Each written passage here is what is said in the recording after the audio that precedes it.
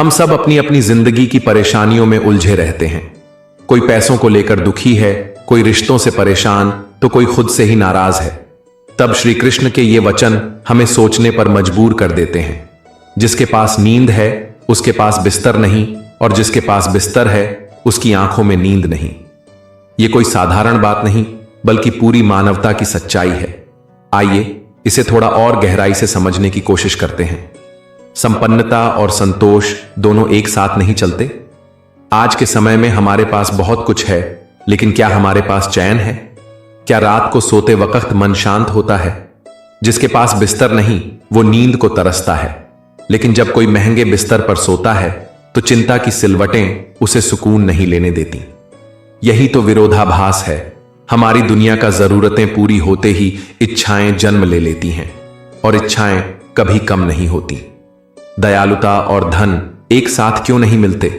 कहते हैं दया सबसे बड़ा धर्म है, लेकिन दयालु व्यक्ति अक्सर खुद तकलीफ में होता है। उसके पास देने को ज्यादा कुछ नहीं होता। वो सिर्फ अपनापन दे सकता है, सहानुभूति दे सकता है, जो आज के भौतिकवादी समाज में कमजोरी समझी जाती है। दूसरी ओर जिसके पास दौलत है वो अपनी दीवारें ऊंची कर लेता है।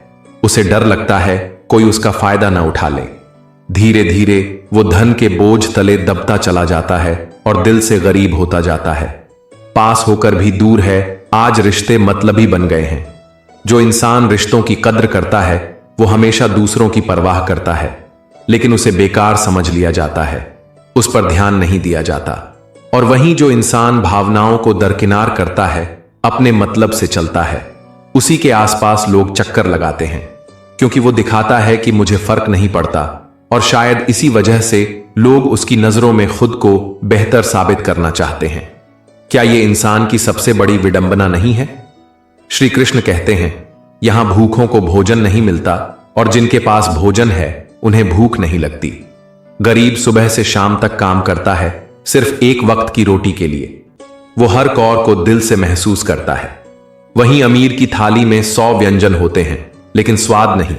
उसकी भूख भूख नहीं, एक आदत भर रह जाती है। सवाल सिर्फ पेट भरने का नहीं, सवाल है उस एहसास का जो खाने के साथ जुड़ा होता है, जो मेहनत से कमाया गया हो।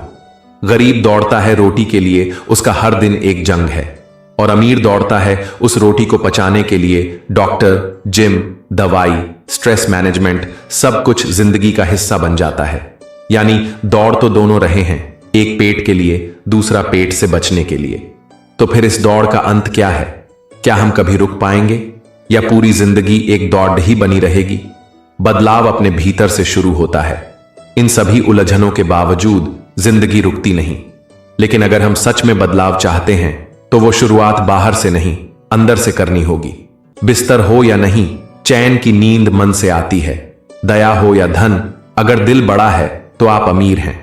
रिश्ते हो या अकेलापन, सच्चाई और सम्मान साथ हो तो दूरियां भी नजदीकियों में बदल जाती हैं।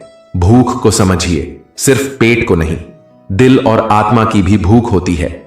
दौड़ में अगर सुकून नहीं है तो रुकना सीखिए। कभी कभी ठहरना सबसे बड़ी तरक्की होती है। जो है वह काफी है। अगर हम समझ पाएं, भगवान श्री कृष्ण का उपदेश सिर्फ धार्मिक ग्रंथ नहीं, एक जीवन जीने का तरीका है। वो हमें ये नहीं कहते कि परेशानियां नहीं होंगी, लेकिन ये जरूर बताते हैं कि उन परेशानियों को कैसे देखा जाए। ये दुनिया टेढ़ी है, लेकिन ये हमारे सोचने का तरीका है जो उसे सुंदर या कुरूप बनाता है। तो अगली बार जब आपको लगे कि जिंदगी उलझ गई है, तो याद रखिए श्री कृष्ण कहते हैं मनुष्य अपने विचारों से ही ऊपर उठता है और विचारों से ही गिरता है।